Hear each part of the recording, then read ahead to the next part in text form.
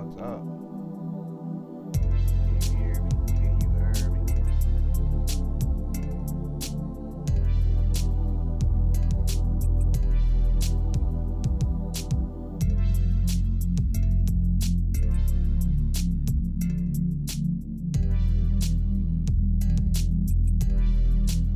Sign into chat.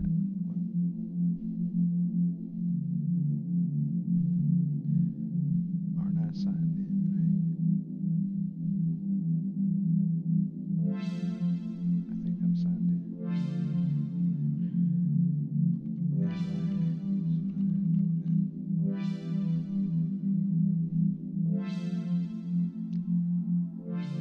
Weird. It's like on the. It's a little different than Twitch. Yeah.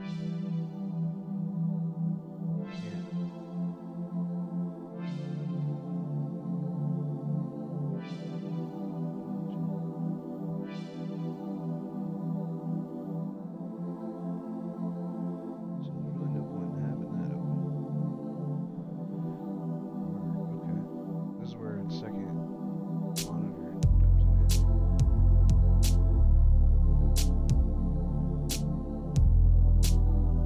You can hear me. Live stream is starting, yes. That's correct.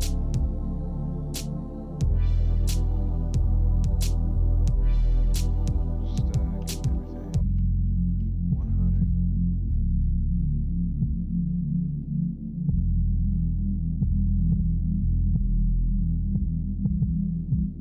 It's definitely different than what I'm used to. Is there any kind of fan noise or anything like that? Any kind of weird whatever?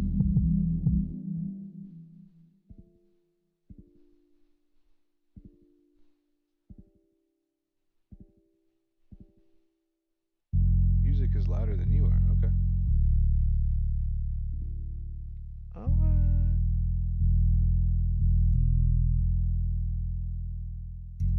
Let's go. Ooh. Gotta hit him with the boom. Hit him with the boom bam. You can hear me better. Okay, cool. Greetings. Greetings. We're on YouTube. We are on YouTube. We're not on Twitch. We said no mas on the Twitch. Gotta fix this real quick.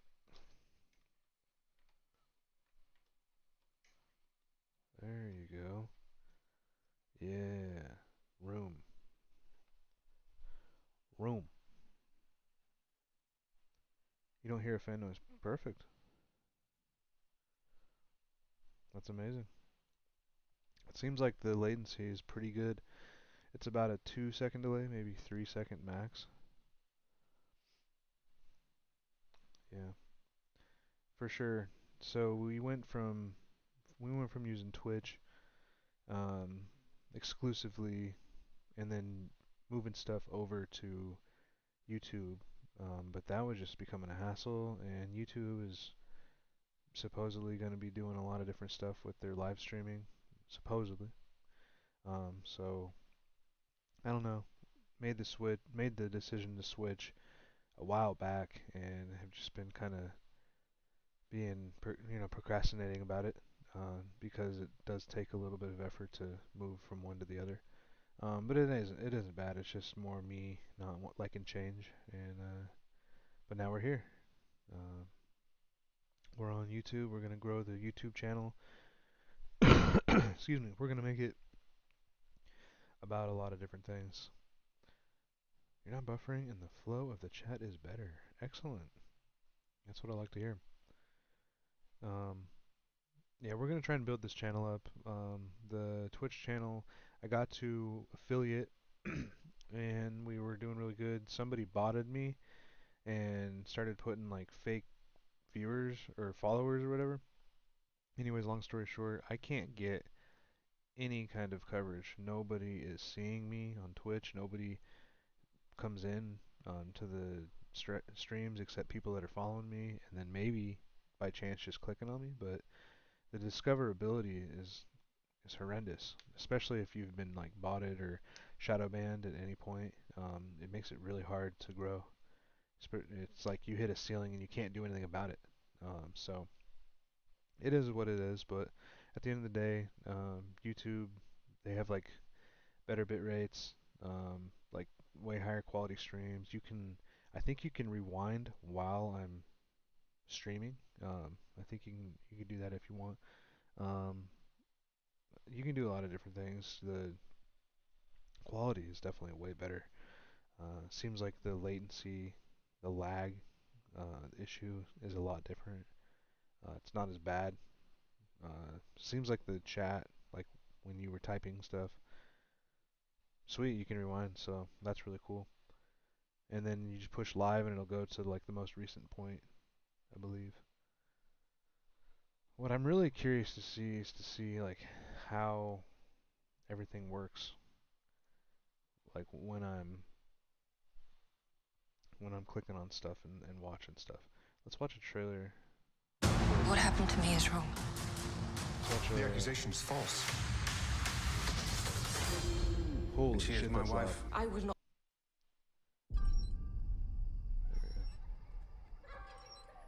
Hey, what are you guys doing out here? It's Halloween. We've been trick-or-treating. Are you alone? There's See a if creepy you man can in hear a me white over this mask, and Where? and he keeps like trying to play hide and seek with us. Where did you see him? Look! Run! Go home now!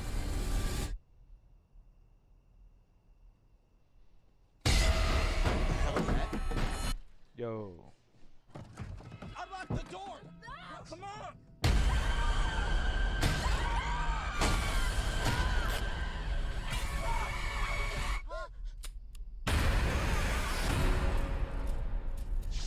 Yeah, this looks so. Michael. My grandmother wanna set see the this. fire. No one told you. It looks like Cedric the Entertainer. Michael Myers is alive. I don't know if that's him, but A man couldn't have survived that fire.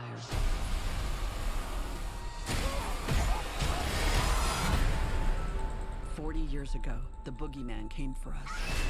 We are the survivors of Michael Myers. Lori, what do we do? We fight. Mom, Our family will kill him. we're gonna hunt him down and we're gonna put an end to this. He is not gonna stop killing until we nah, stop that him. ain't Cedric. If you track Michael's ain't him. victims, that's a straight line to Michael's childhood home. Someone's in our house.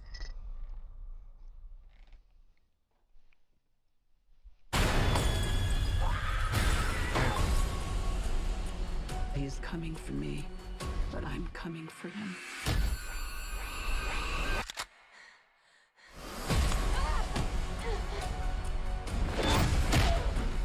Shouldn't have hesitated. You wanna kill someone? Take me! Michael! I want to take his mask off and see the life leave his eyes.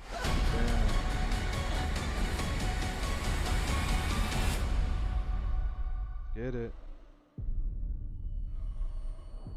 Yeah, that looks sick. What happened to me is wrong. That looks awesome. The accusation. That looks amazing. Hey, there I am. Cool. It's funny it shows it like that. I wanted to watch Dark Side of the Ring.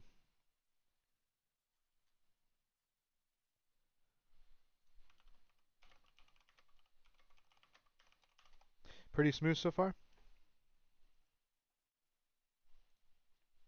Seems like it's Streaming TV happened, man. better. Email I sucks. don't know. These are the Seems psycho way aliens more that tortured responsive me. and-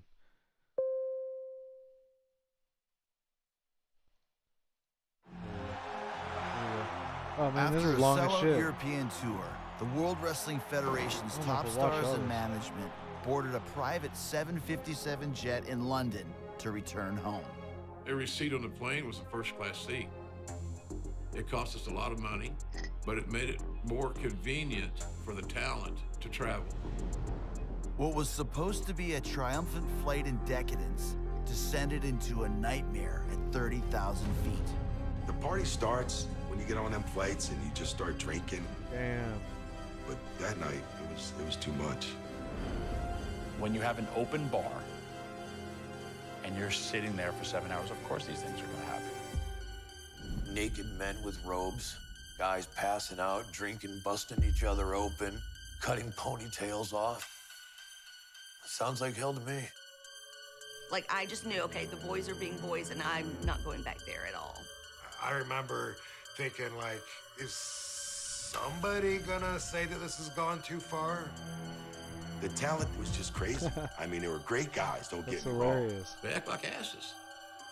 Children. The mid-air collision between intoxicated wrestlers and a flight crew determined to prevent an all-out disaster would erupt into one of wrestling's most infamous scandals. I think people have no idea what really goes on sometimes, especially back then in pro wrestling. And this is just like a capsule of what pro wrestling was like in that era. No. It was just a normal occurrence. Yeah. You had for a bunch of crazy bunch of testosterone wrestlers on a dudes. plane. Yeah. Seems like a crazy story to probably everyone who is watching this outside of professional wrestlers. If I never talked about the plane ride from hell again in my life, I would be very happy. Damn, bro. This is gonna get deep. The deal is finalized with WCW. However, the contract reads Shane McMahon. By the early 2000s, the WWF is riding a wave of unprecedented success with a roster of breakout stars and sellout crowds across the world. Business was going really well for the WWE. Selling tickets, pay-per-view buy rates. Everybody was making money. The crowds were there every night. You're selling houses everywhere you go. Europe, in the States, Canada, and everything. I mean, our show was booming. During this surge in popularity, CEO Vince McMahon acquires his competitors WCW and ECW, consolidating the industry's biggest players into an undisputed monopoly of the wrestling world. I, Vince McMahon, bought my competition. The bubble had burst in wrestling. There was literally the WWE, nothing else. If you want to make a full-time living in professional wrestling, it was the only place to be. My name is Tommy Dreamer, and I'm known as the innovator of violence. It was a much different time. There was holdovers from ECW and WCW. Chat kind of and we're fucked all up for a just trying second. to There we find go. our way into WWE. Steroids, drugs, and alcohol, not a good mix, plus testosterone, for real.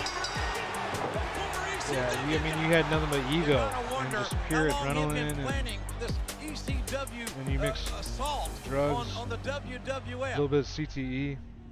I'm Jim Ross, and I was the Vice President of Talent Relations. My job, in a nutshell, was the overall management of the talents that appeared on television. The WWF's roster exploded There he in is, size Booker. and Yeah, stature Booker by T, baby. securing talent from their former rivals, while also welcoming back returning Can legends. you dig it? Ooh, yeah. Ric Flair. Ric Flair's a legend. So many of our younger guys grew up watching him, idolizing him, and trying to take things from Ric's game and add to theirs. So yeah, There having he Ric is. in the locker Oscar room the is Grouch. a positive thing. I love my job. I love helping build that talent roster. Because I think that having those talents remember I showed you was that. a great reason, perhaps we could say the only reason, that the business went crazy and blew up. Everything was getting better. Brock Lesnar. Millions upon millions of dollars. When he was Thanks like young to as shit. the men and the women that came to work for us on that team. As the momentum in the States grew, Everybody. so did the That was like the momentum golden in age. the UK grow. In May 2002, the company travels to Europe for a 4-day tour, concluding with a sold-out pay-per-view event in London. It's probably one of the best crowds. Did you ever when know we go about this? overseas. So we're always amped up. We're always looking forward to it. And to be honest, the pay's pretty good when we go overseas because the crowds are so big. So yeah, I'd say the morale was high, and we were stoked to have some good times. My name is PJ Polacco, and you may know me as the hardcore icon, Just Incredible. Some of the big names on that trip were certainly Stone Cold Steve Austin. The Undertaker was on the flight, Scott Hall, Kevin Nash. Brock Lesnar was on the flight, Ric Flair was on the flight, and many others, so it was stacked. It's a long flight, and we thought that by chartering a customized jet that we were being as talent-friendly as we could. Unfortunately, it didn't work out well. My name is Heidi Doyle, and in 2002, I was a flight attendant on the European charter You know she sees for the some shit. WWE. I worked for a company called SportsJet. It was a private airline that flew many of the different sports teams out of the Phoenix area, the Phoenix Suns and the Phoenix Coyotes. We also flew the Utah Jazz and the Mariners. A normal commercial She's Boeing seen it. 757 would have 190 seats, and our flight had 50 leather seats and bigger carpet than I've ever had in my own house. There's couches and lounge areas. It's just not a very bad way to travel. It costs a lot to do it privately, but you also get many benefits. You get to order your own food, you know what you're gonna eat, you know you're all gonna be comfortable. You know that you don't have to deal with anybody of the general public on the airplane. You're just amongst the group that's your people. It's just nice to know that we're not going to offend anyone. Like I wanna sometimes do that when just the boys one are on time, flights just and one they're a time bit in my life. obnoxious, it's kind of like you go like, oh gosh, are we gonna, sorry. That's like gold dust. Hi, I'm Terry Reynolds, and I was a passenger on the plane ride from hell. Goldust along with a woman carrying a cigar. You remember her? I remember sitting in the first class section. I think Jim Ross was up there, Linda, and Vince. The front had a lounge area, so it was kind of like your first class of the first class, I guess, of the airplanes. And generally the coaches and the managers sat up there. And in this case, Vince McMahon and his wife, they were up there, and then the wrestlers were in the back. So I was in the back with the majority of the wrestlers. Oh, man. My responsibility in the very back was getting them the drinks, getting the meals out to them. They were hungry. They wanted to try all the different meals that were on the airplane. I thought that's what she said. Ric Flair had talked to all of us I a wasn't lot. even He was tripping. very chatty, and he was kind of like the captain of the team, I would say. He had that kind of feel, and he was very, very nice and personable to us. He was a little flirty, I think. Dude, it's Ric Flair. 99% of the time we had men. That's who we were working with. You just had to be aware of getting too comfortable, I think, because that can always just create a situation that It sounded like people can marinara. have different thoughts I'm of going with the marinara. level of comfortableness. But on the flight to Europe, there's no problems. After an uneventful 8-hour flight across the Atlantic, the charter arrives at its first stop on the tour, Cologne, Germany.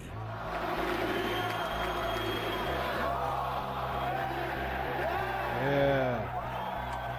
RVD, baby. My name is Eddie Rob Guerrero. Van Dam, WWE Hall of Famer, and the whole damn show. It's cool to That guy see smokes a how lot of weed. you affect these other cultures, in other countries. RVD, man, it almost down. They had some diehard fans, let me tell you what.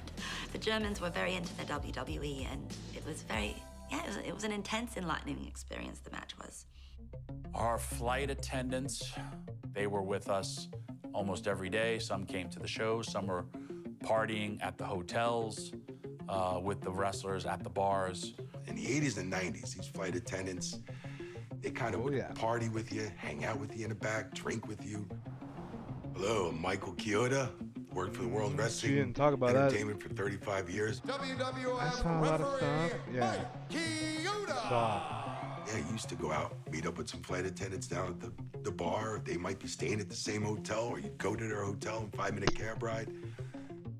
We went downstairs and had drinks That guy's when the a creep. wrestlers came back from the first match in Germany.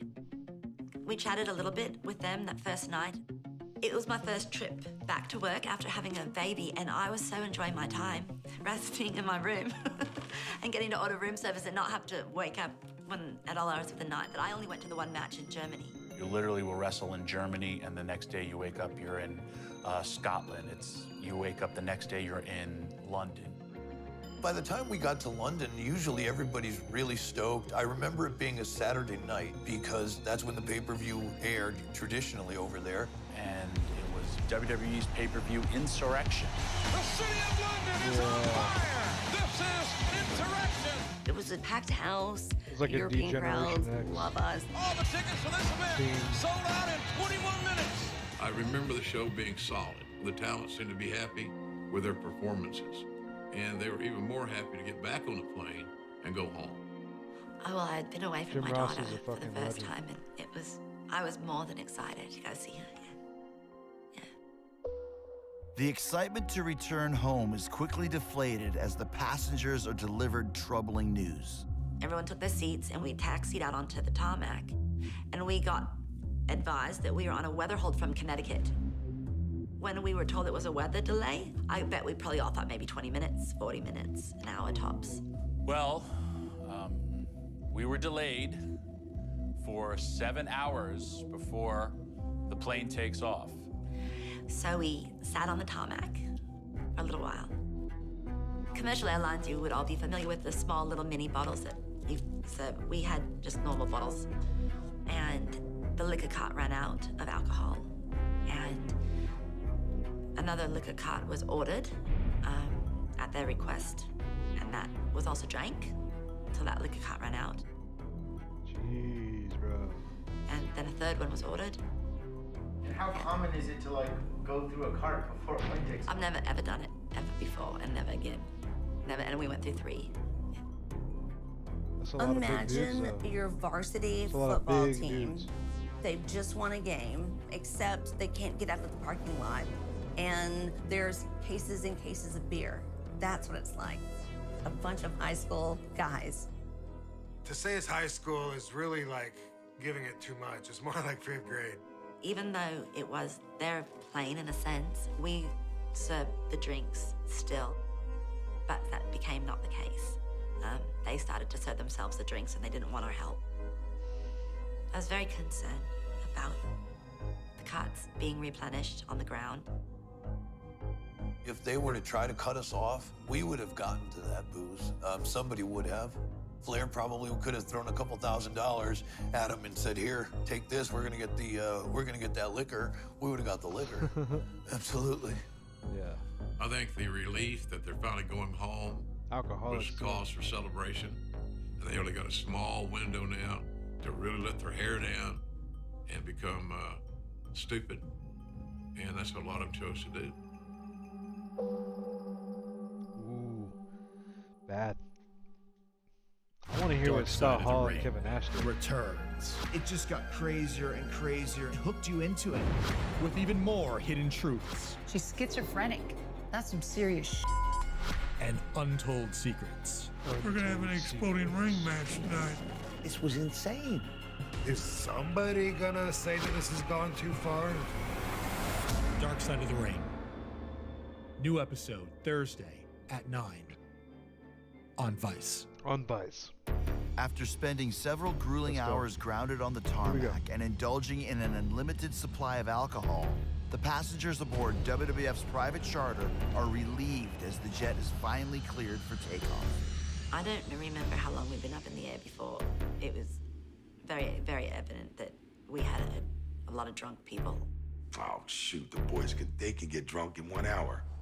When you're doing GHB or pills or anything like that, Percocets or Vicodins and stuff that were around, you could do a lot of damage, period, in 1 hour. But it was always booze and pills in the WWE because we had doctor's prescriptions, and as long as you had a doctor's prescription, it was okay. Of course, it wasn't because, you know, we'd have doctors write us whatever we wanted. Halcyons, GHB, Placidil. No, the Placidils, I think, were in the early 90s. But I know there was some GHB and Halcyons on the flight. Halcyons were some things that we took sometimes just to go to sleep for a long period of time. And sometimes you use them for a rib, too. Yeah. Way back in the day, it used to be called H-bombing, and it was halcyons. And I've seen so many guys dropping these H-bombs in the drinks in order to get the mark to pass out. They shave his head, they, you know, whatever they do. Girls, local girls, you know, were put out so the boys could have their way with them while they're out. I mean, this was... It's fucked up.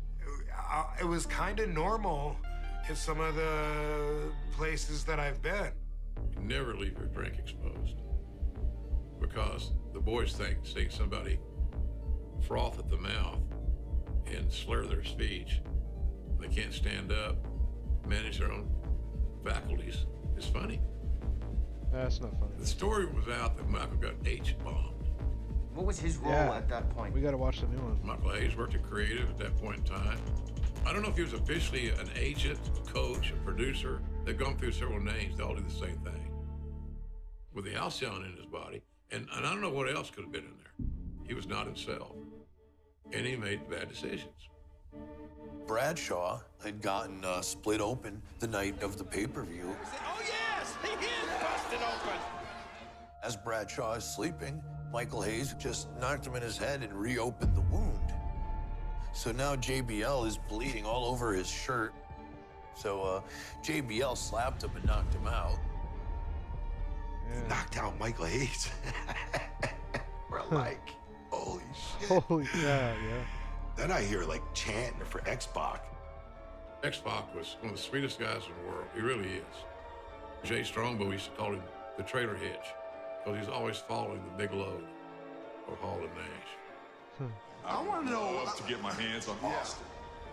But he wanted to be accepted so badly and perceived as a main event guy. Michael Hayes had been burying me in the booking meetings, and he's got that ponytail, that mullet. So as he's out cold, I grab that tail and I lift it up like the nice one. I remember the big pop. And it was like him holding up the title, but he had the ponytail. Oh my God. Back in the day, you were not allowed to sleep on those flights. You would end up with a shaved eyebrow. You always had to have one eye open, so to speak, when you're on a plane full of the boys. I had my hat on, my sunglasses, even though it was nighttime. You had to wear all that stuff because you didn't know who's coming by with shaving cream. If somebody went to lift your shades up, you had a chance of waking up. Or take your hat off, you have a chance of waking up and kicking out real quick. They got like protocols for this shit. The roster is especially on guard for any potential hijinks, finding It's like a themselves in the fucking presence fraternity. of one of the industry's most legendary pranksters. What else would you expect from Mr. Perfect? Kurt, boy, he knows how to rib. He was one of the best ribbers in the business. Ribs started happening once Kurt came back into the company.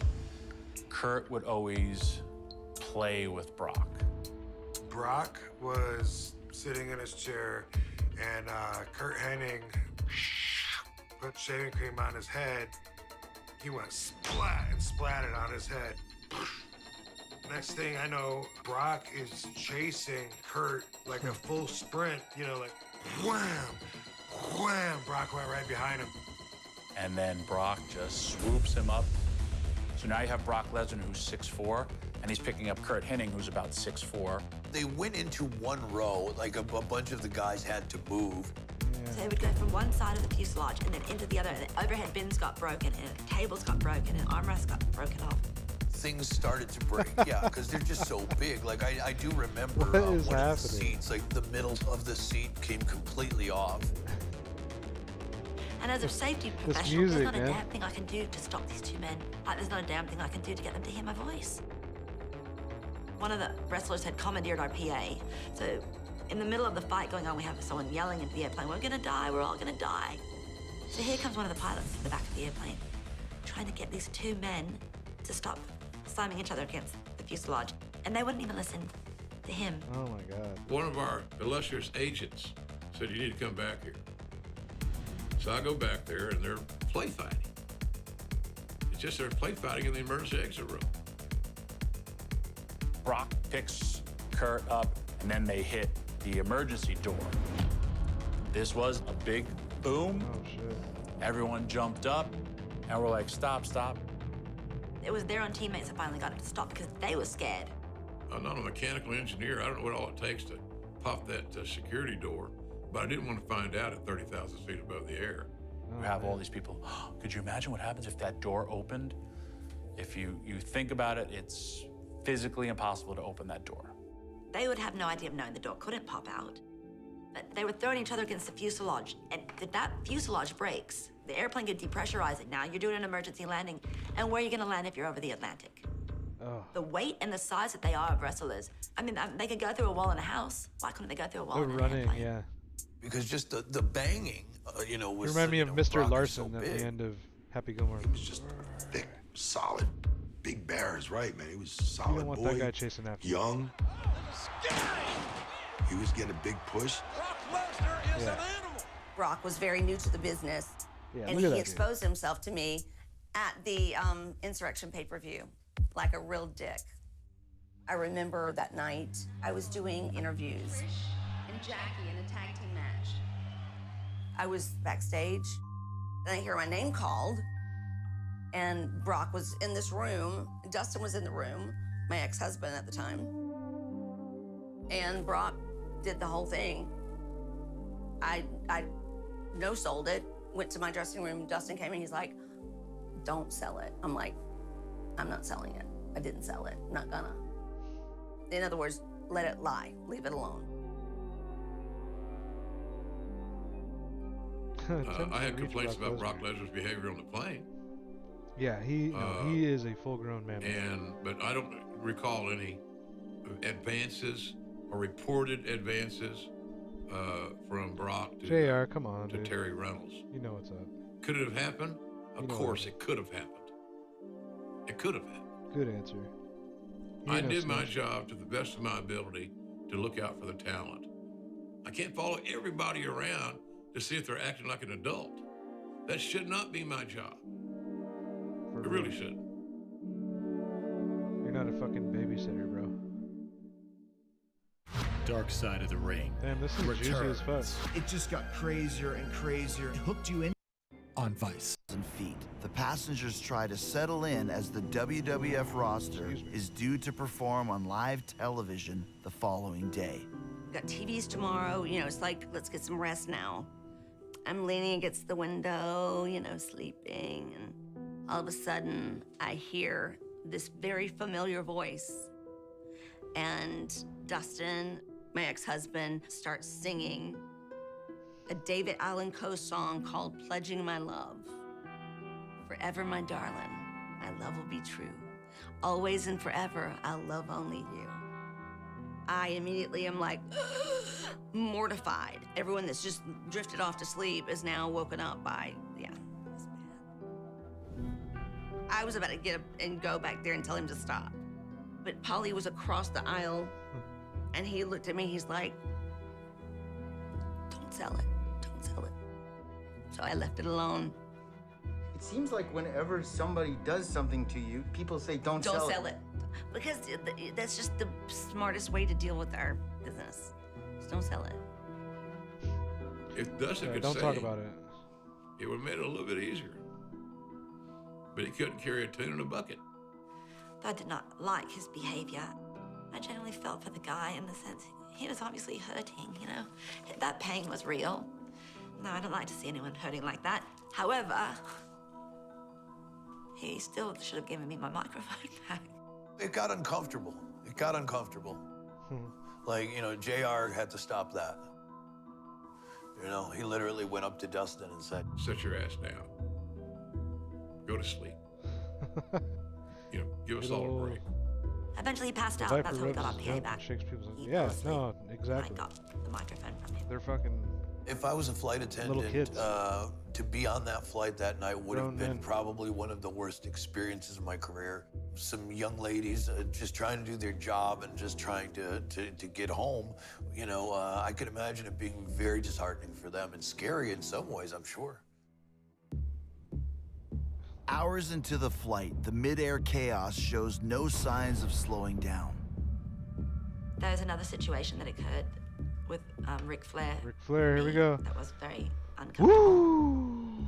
Sometimes, as a joke, Ric Flair would put on his robe, not wear anything else, and walk that aisle like Ric Flair, and then open it up and woo. That's the big high spot. Everyone wanted to see Rick coming out naked in his robe, and so he did it on the airplane for everybody. And that's what the guys want to see. That's what makes them laugh. He could move his hips, twirl it, and so his well-endowed penis spins around like a helicopter. Oh so, my God. Hey, he's the nature boy for a reason. He's got a hammer on him. He's the life of the party. And if you know him, you know where to exit the party and go to your own safe place, or you don't know the rules and you find yourself in deep water. And that may have happened. And I was in the galley. The galley is where our little kitchen area on an airplane. Ric Flair was naked in a cape only, and then he decided to come back to the galley to get a Coke. And then he wouldn't leave the galley. He had me back against the back door, and I couldn't move. I couldn't get away from him. I couldn't move. Rick, come on, Rick. He was spinning around his penis, and he wanted me to touch it, and he took my hand and put it on him. Oh, Rick, don't do me like that, Rick. Ric Flair is not going to Not try Rick. to impose by force any sexual stuff onto anybody. He's If it just can- if it can get out of hand. flaunting, styling and profiling, doing like the Ric Flair stuff where everybody's going to laugh about it. But obviously someone took offense to it. I remember him crowding the flight attendant, like in the aisle way back there by the bathroom where it's like real skinny and you can't fit two people through there and stuff. I remember him like crowding her and you know, trying to make her touch him and stuff. And he kept me back there for see, RVD, I don't know how remember? long, but it felt like a really long time. It wasn't short, like it was minutes. And I asked him to please stop, and he wouldn't.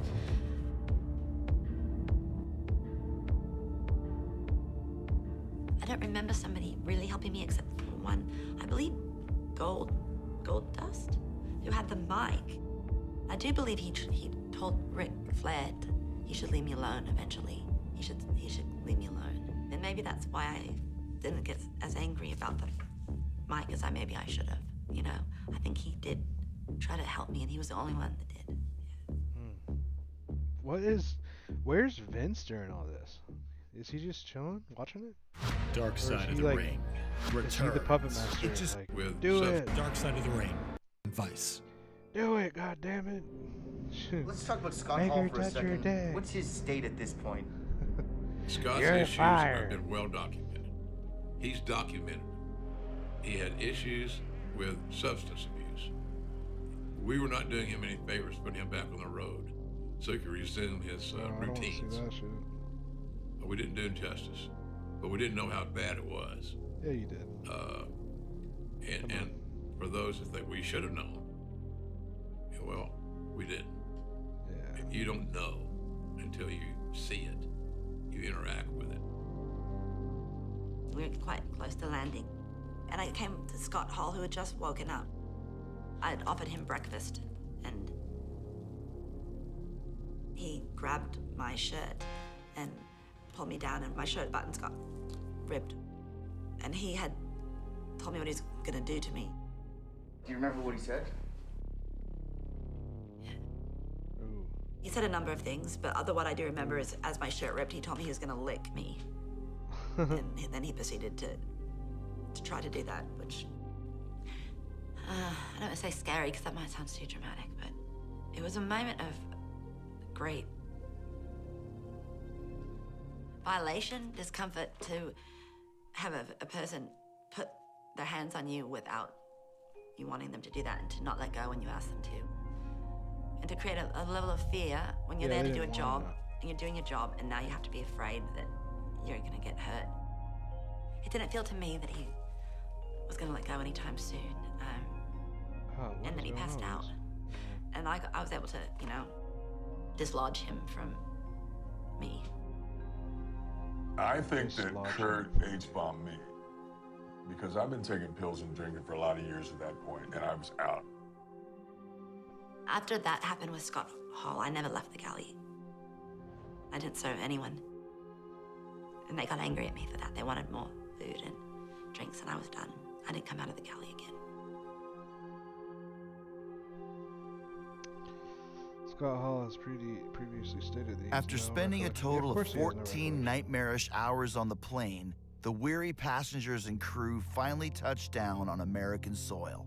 When they landed and I heard the door open, yeah, it was a very, very excellent feeling to not be over the Atlantic anymore. It was a long flight. It was a very long flight.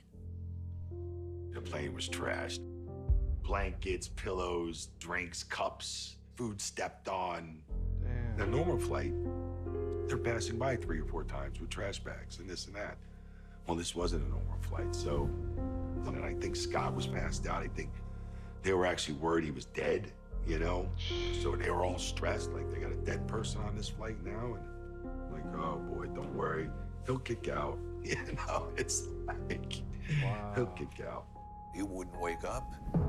So I'm picking him up, and I had to get him a wheelchair they got him and bad. literally take him through customs myself. I put the sunglasses on him, laid him there, and he's just kind of, you know. Weekend at Bernie's. I had to get his passport, had to say that he had some kind of condition. And there I am wheeling Razor through, you know, customs. And there's Jim Ross. He had the black hat on and just looking at me with disgust. And I'm like, I'm here, I'm wheeling him. I didn't do anything. Once we landed, yeah, for real. Michael Hayes woke up and his ponytail was missing. And Michael Hayes was pissed off about it. He was hell-bent like to find out who did Joe it. Exotic. You know who did it, you know who did it. And would have fought the entire plane if he could have. He was really angry. He was really angry. He punched someone while they were sleeping. Like, get out of here. And when we landed, we started to pick up the airplane, and there was vomit, and there was blood. There was syringes found in seatback pockets in other places. And I'm going, oh no, we're not cleaning this airplane. We're gonna get off right now. And my superior's saying, no, you need to clean the airplane. No. Me just walking off the airplane, you know. That happened on Delta or American or whatever. When we got back to the States, the FBI would have been waiting on us. Yeah. They should have been more repercussions for sure. There should have been some, I don't know, they did have repercussions, I learned later, but they were only, I think, because they knew they had to do something, you know, because it didn't look real good for Vince McMahon's organization, I don't think. For better or for worse. None of them talked about what he did. But it was a black eye. Good thing about a black eye, you heal.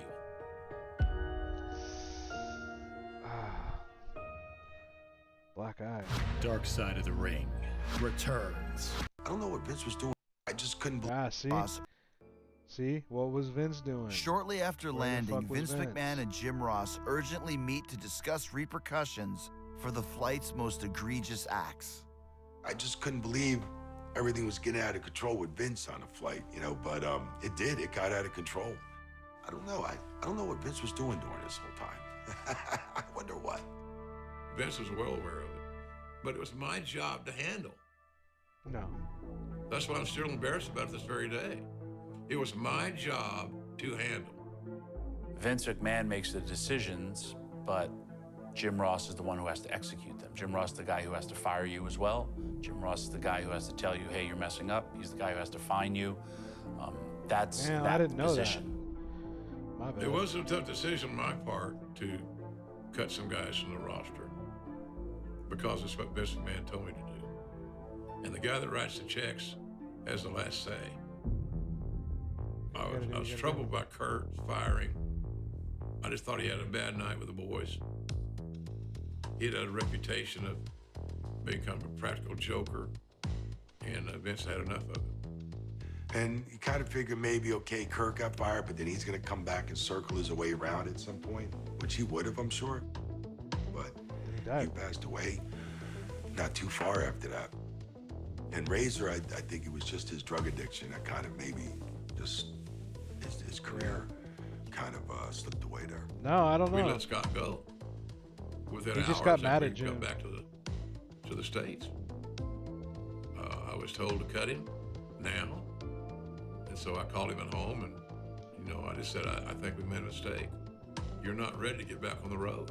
And until you're better suited to handle your demons, we need to put you back in your comfort zone, which meant at home primarily.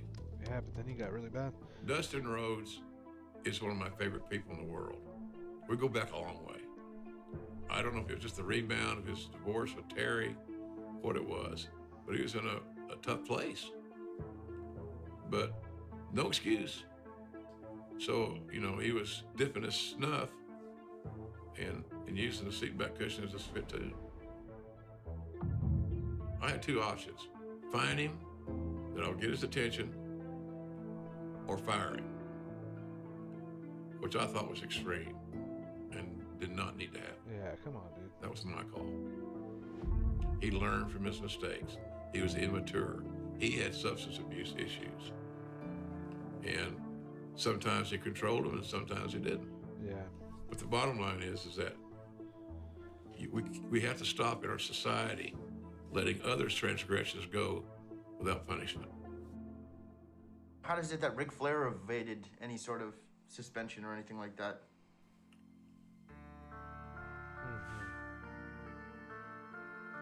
It's Ric Flair, man. Good question. I guess, lack of a better term, he was a made man. Yeah. And he was such a high-level made man that he got a pass.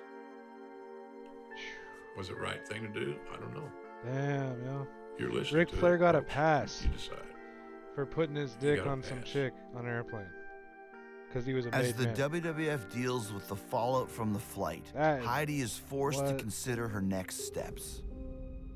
I remember walking off the airplane on the tarmac, and we went to a hotel that was quite nearby and talking about how horrible, like, and the girls from the front saying they didn't know that it was that, you know, that it was that bad. I would have punched someone. Like, And then if I just someone's went to my putting their shit hotel on room me- and I took a shower and I cried. I called SportsJet. They said that was unfortunate that that had occurred on the airplane. They preferred that we kept it to ourselves, the story, because we work with professional athletes and things happen on airplanes. And they let us know it was expected that we would respect the privacy of our clients. No fucking way, dude. See what I'm saying, dude? So then you have to figure out how you tell your husband, how was your trip? Well, it wasn't excellent. What do you tell your husband? It can even create situations where they say, well, why did that happen to you? Or what did you do to make them do that to you?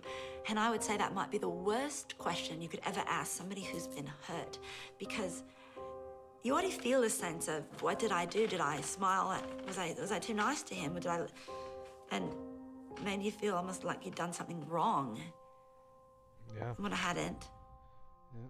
What did I do? You didn't do shit. But I know there was another girl on the flight that was very upset about things that had occurred to her. She went to a lawyer, and then she contacted me and said I should do that as well. If I filed a lawsuit for every time something like that happened to me, dear God, I would be in court for all my adult life. My sense of it was that the company wanted to address this matter, take it off our books. What the fuck's he got all over do his the right shirt, thing bro? by those that had complaints, Looks like he was eating some and then Doritos move or on. something. Nah, fuck There was an that. agreement that was reached, and you know, they offered us a settlement. My husband just didn't want the story told to the public, maybe just to protect our daughter, or him, us, I don't know. So he was very, very supportive of the settlement. It's sad Yeah, it's that probably money a lot has of to be money. that compensation. Like, I think definitely truth and honesty and change is more powerful, but money is what ends up on the table, I think, and then it also buys you silence, which then can add to Yeah. another layer of the guilt of a victim. Like, it can be a cycle that's not good. Yeah. Yeah, there's no Perpetually way. bad. If that's how she felt, maybe she should have not taken a payout and went to the fullest extent of the law to then truly put this heinous person in jail. My opinion. People have their own opinions of what happened, what the damage was, though no one should really have a I bad get opinion both when it sides. didn't happen to them, but they do. They say, you know, well, it wasn't that bad. You're okay, aren't you? And now you have to live with a pain or a memory of something that you didn't bring about, and that takes some work.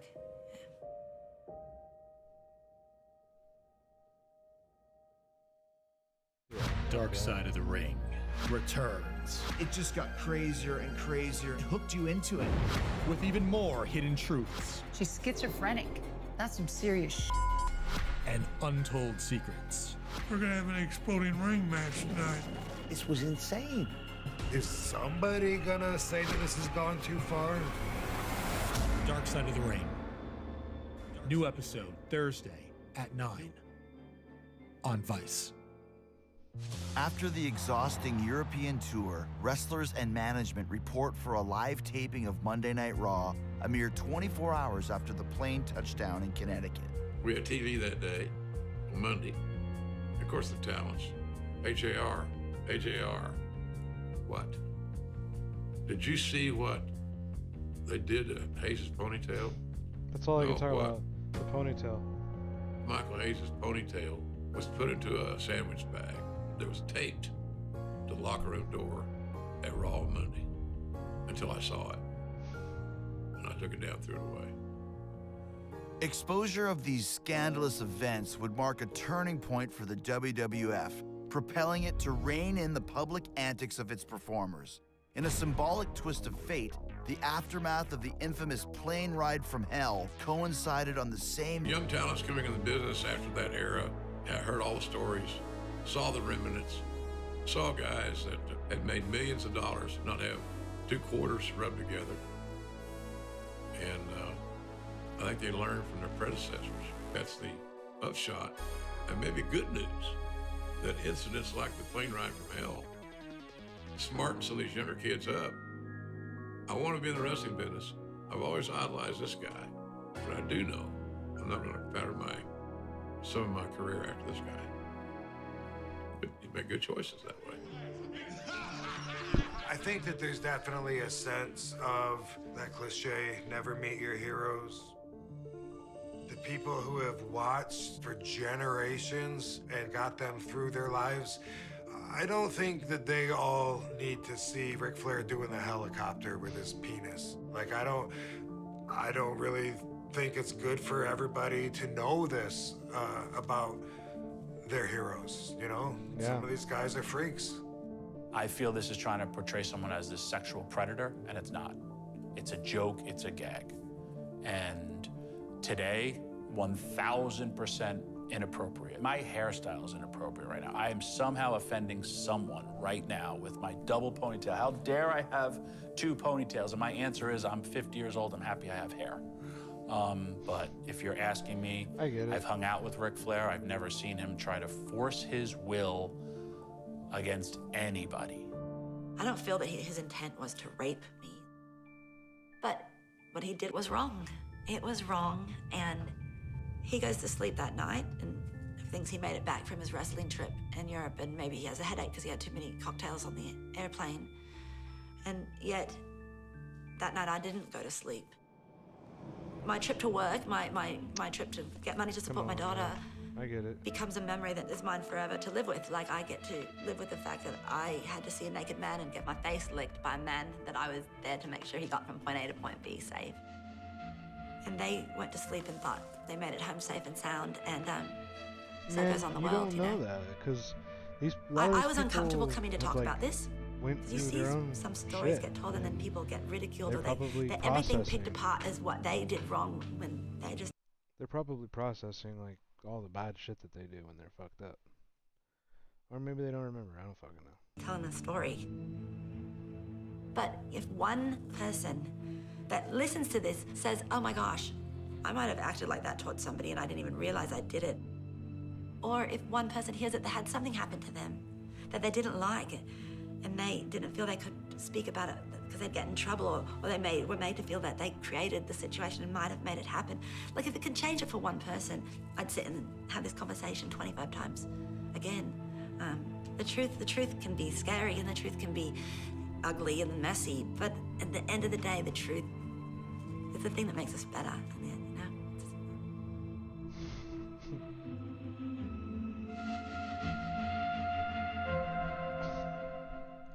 know? Yeah. Okay. I don't know. She's kind of reaching, but at the same time, I get it. I get it. It's inappropriate. It's motherfucking inappropriate. Hit monkey. Fat jokes from Norm McDonald. He waits for the light. She's not from here. Hey. We work on a private plane, but people need to process their shit. Well, you Yeah. gained a lot of weight, so did you. I gained 45 pounds. I was going to say something, actually. What? Well, I thought you'd been gaining some weight. Yeah, I gained 45 pounds. Are you okay? Yeah, what's going on? I'm doing it for a movie. For what role? What's the role? What are you playing, Jackie Gleason? What do you mean? It's not a particular movie. I just think they always need a fat guy in a movie. You're doing hard. You're paying it forward, yeah. Hey, listen, have you noticed my enormous weight gain? I've gained 45 pounds. You know why I started to gain the weight? I told you. I don't remember. I'm up 45 pounds, and it was for a role in a movie. That's right, it was. Anyways, whatever. What was the role for again? It wasn't a particular role, but I figured they always need a big fat guy in a movie. Turns out they don't.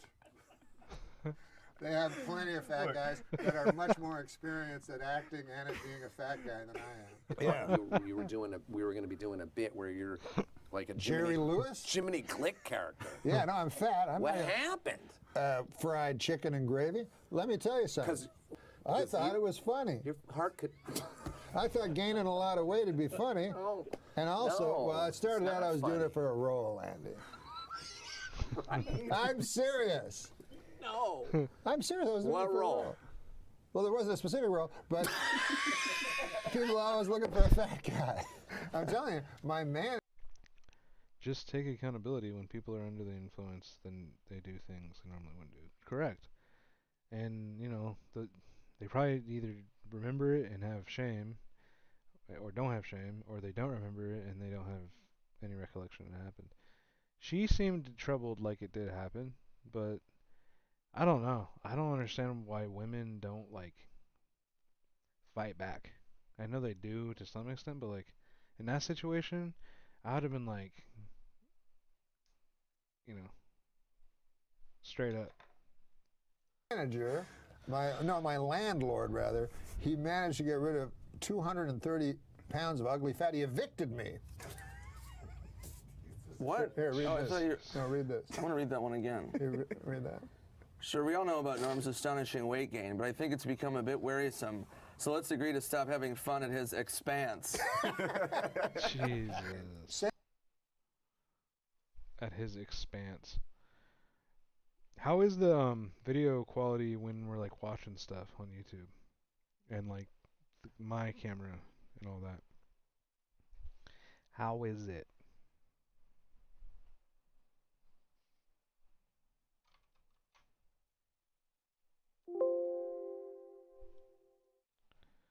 I like that. I like that noise. I want to see. I want to see what GTA looks like. Or I could do a Modern Warfare. Ooh, I haven't done a Modern Warfare. Just to see. Like one time. Yeah, let me do that. I'll play like 1 or 2 games of that. And then I'm going to call it a motherfucking night. This has been an amazing experience so far. Streaming on YouTube. First stream. Can't complain. I gotta turn my fan on here. Hold on, I got my coat on. There we go.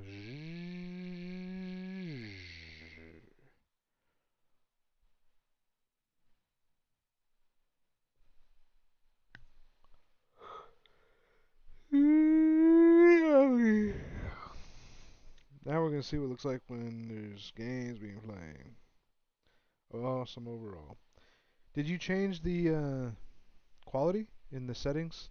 Tap the three little dots. You can put it in 720p 60. I'm gonna try and see if I can get it into 1080p.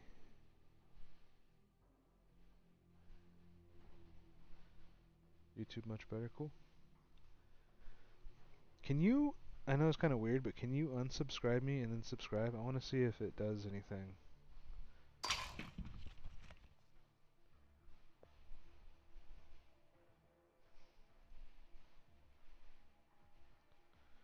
want to see if it notifies me or makes a noise. Or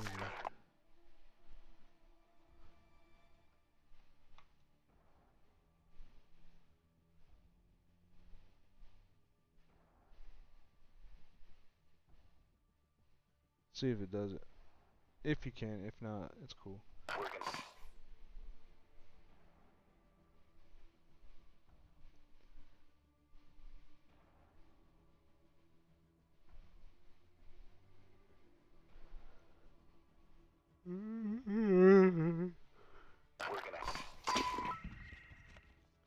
We're gonna have some fun.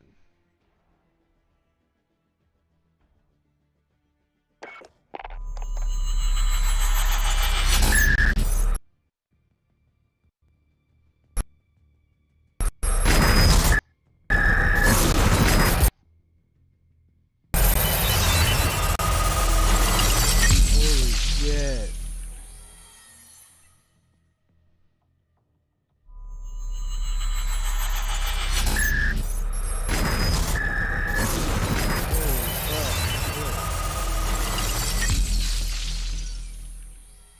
The numbers, Mason. Mobile broadcast stations. Interact with them. Cold War event. New melee.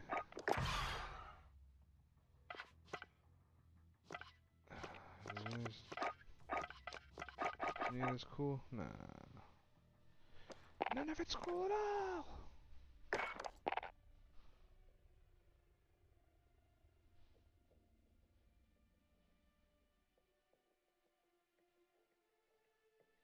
Unsubscribe. Now resubscribe. I just want to see if it like notifies me here.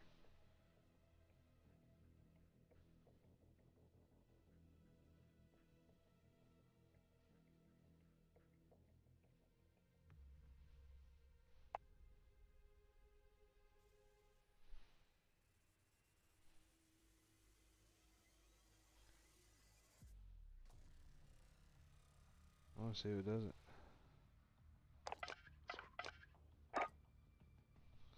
Oh my goodness. It's gonna install the shaders. It's gonna install shaders.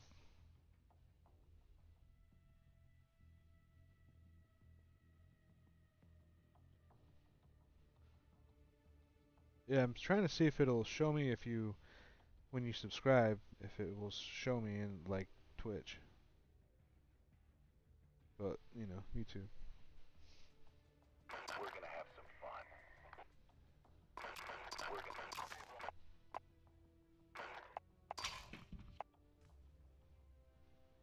We're gonna have some fun.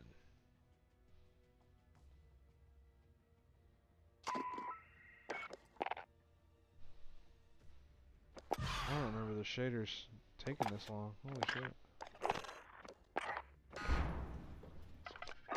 Them shaders, man.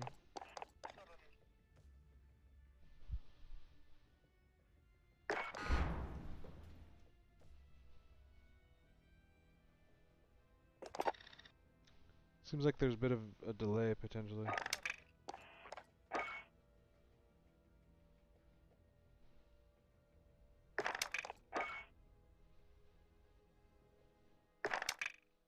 The numbers.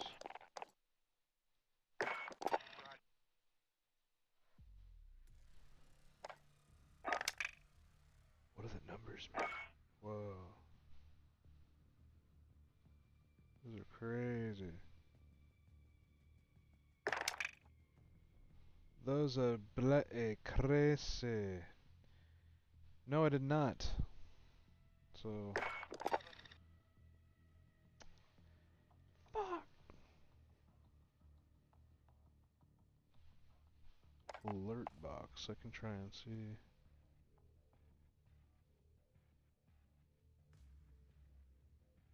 It didn't even show me on my feed.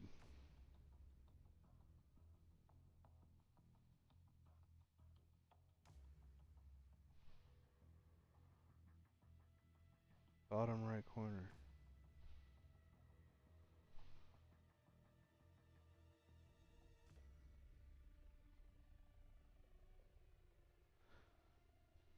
Look in the bottom right corner. I don't see what you're talking about. And it didn't give me a notification.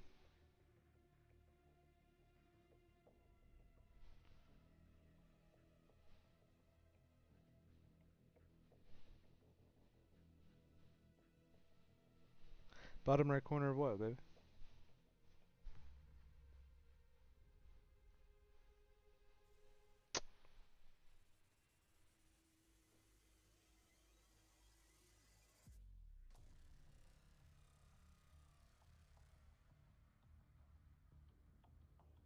Say what? I'm still waiting on the shaders. 97%. Come on. Come on.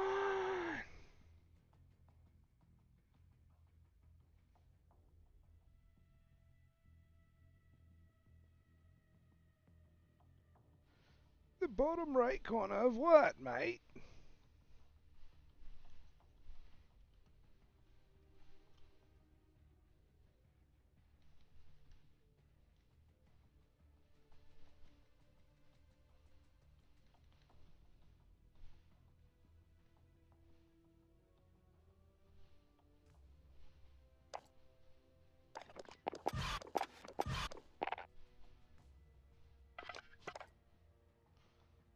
Yeah, it didn't give me a notification.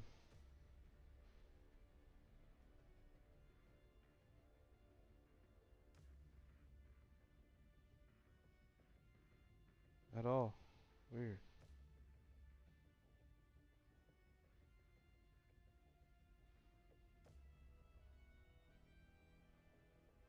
I didn't even get any kind of notification.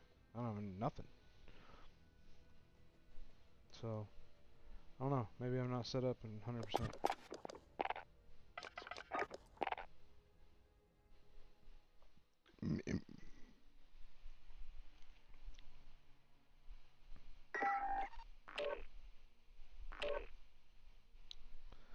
When I look at YouTube.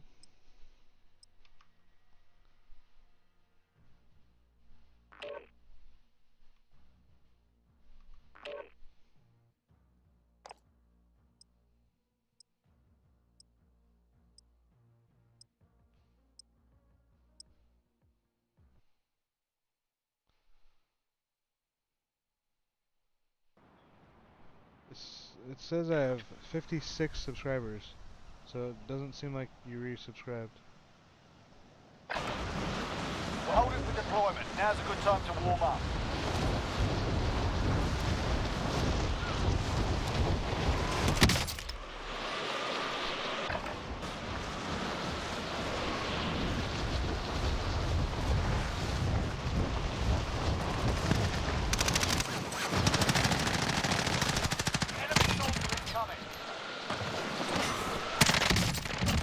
Hostile expired.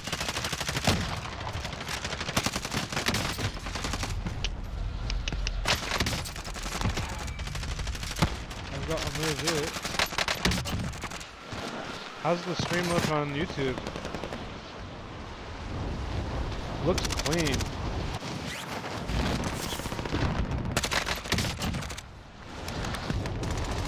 Looks really clean.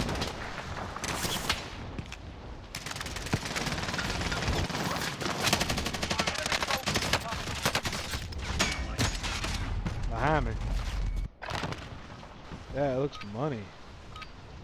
Enough practice. Time Holy for the shit. real thing. This looks way better than Twitch, I'm not gonna lie.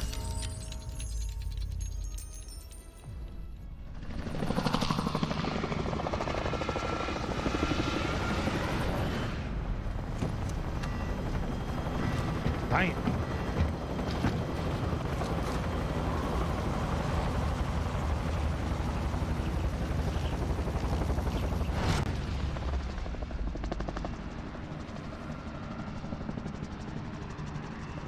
Battle Royale. All right, soldier. Mark a drop point for your team. Gas is approaching your position. Move to the safe zone. I don't. Hostile I think dropping it's. into the I don't think area. I set Watch the something up skies.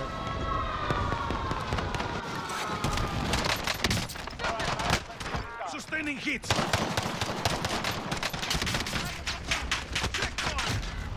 Okay, save me, dude. What are you doing, man? I am under fire. Dude, I could have killed that guy if I would have shot him.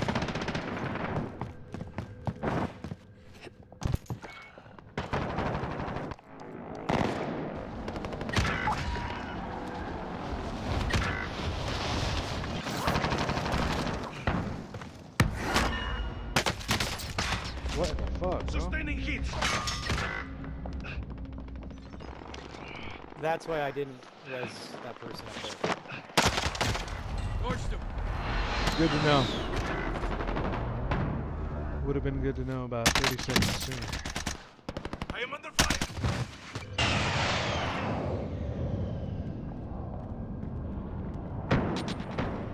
Am I safe to at least come in the house?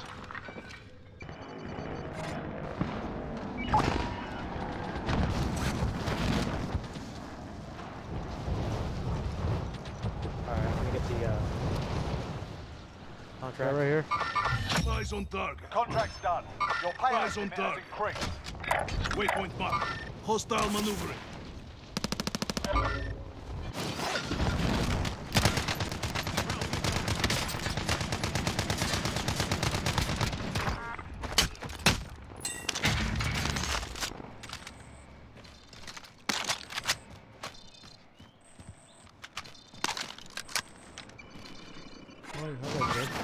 Hostile target.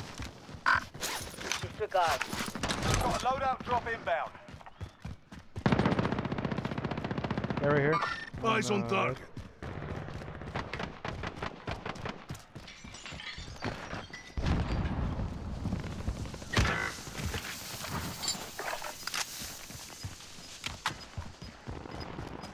One sitting in the corner on the top. That guy in the bottom. Coming out around the bottom. I was getting shot by headquarters. Oh no, living quarters. Good shit. There's a satchel on the stairs if you need it. Heard.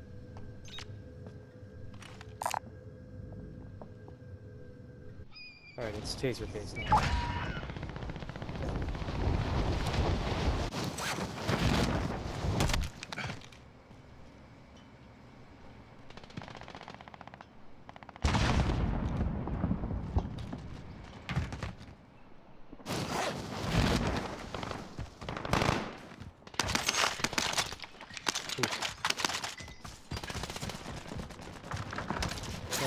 Move it. Hit!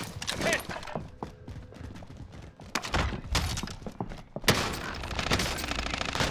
What in the fuck, bro? Every fucking shot.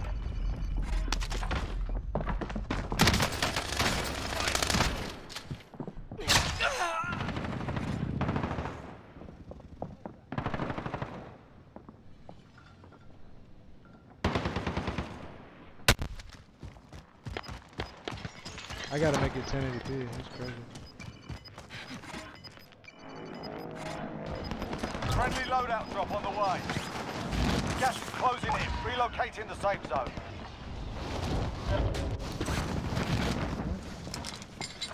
Hostile dropping into the area. Watch the skies. Anybody got extra plates?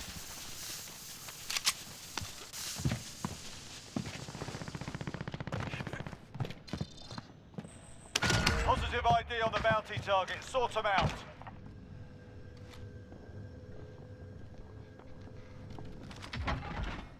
Tango. Enemy UAV overhead. Found one on the red. Fucking headquarters. 25 remaining. Enemy UAV overhead.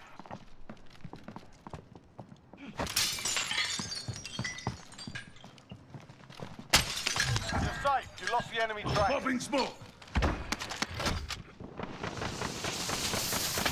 He's in the tower. They're targeting me. Yeah.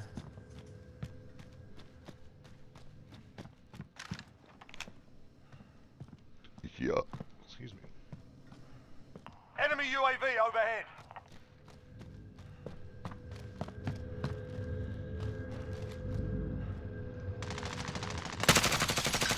Hit! Hit! Sustaining hits. I need fucking ammo, bro. That's crazy.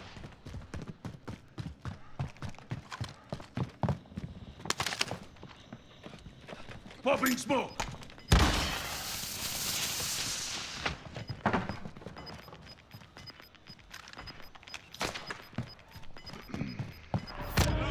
out. He's in. Is he in our building? No, he's in.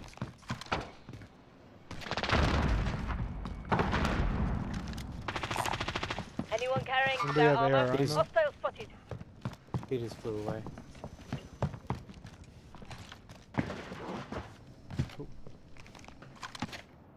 Everyone is in safe zone. Yeah, he bitched out. Marking waypoint.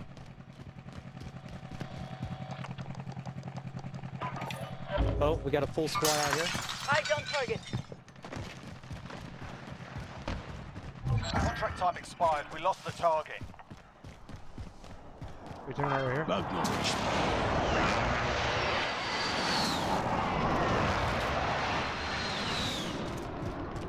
Enemy You UAV should put it at the overhead. highest resolution possible. 720, if that's the highest.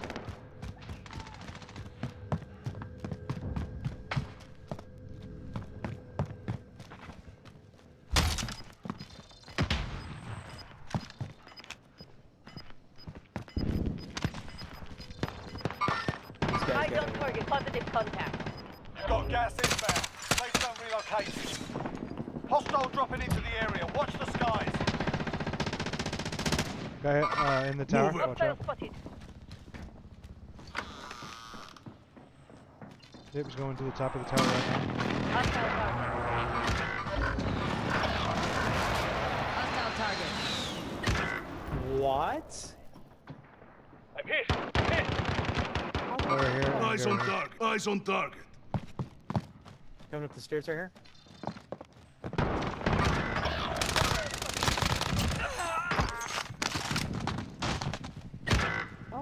Most blended. Your team is KIA. It's up to you now.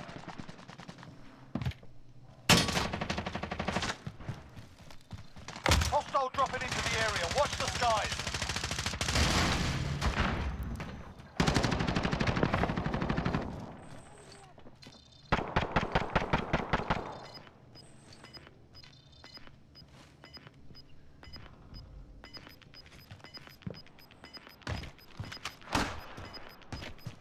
Gas is closing in.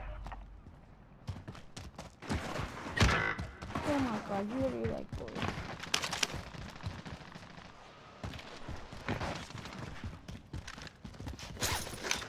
Over here, Trav. I need some fucking ammo, bro. There's no ammo anyway.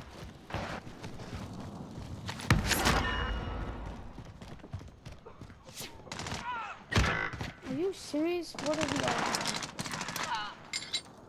Get back into combat. Okay, get back in combat.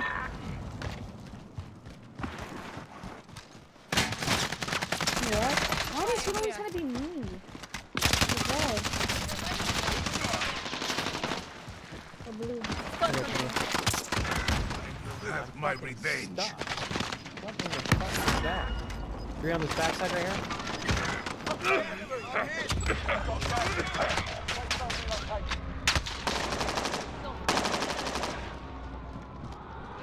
I'm on this side.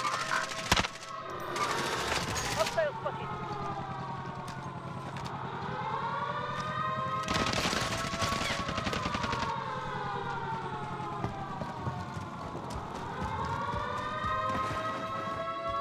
I got you. I got you. Oh my I got you, bro. god, bro. Like, get off of my balls. Hostile dropping into the area. Watch the skies. Oh, I'm down. What? You're lighting me up. Where the fuck did I get shot Press from? on your shoulders. Finish the mission. Nice, bro. Spotted. Contact. Contact. Yeah, 720p. Is that what you're on? I might have to change it on my end and have it at 1080p.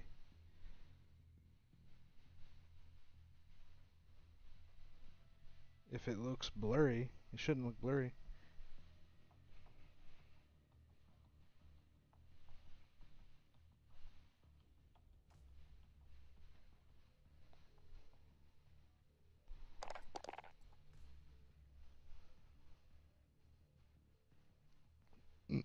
Excuse me.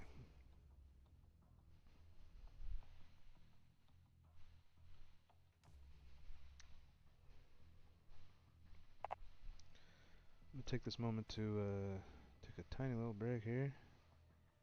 There we go. Enjoy this little shit real quick. Word.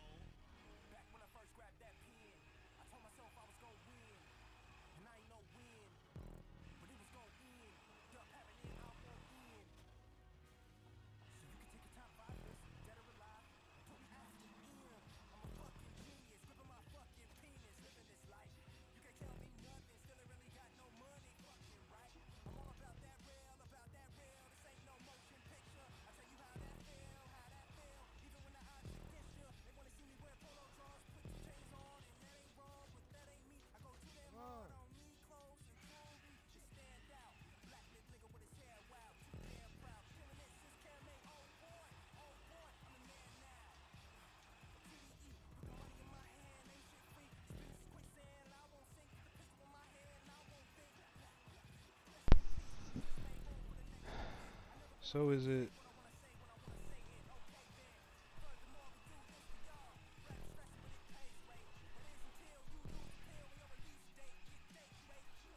bit of a lag? Seems like a bit of a lag.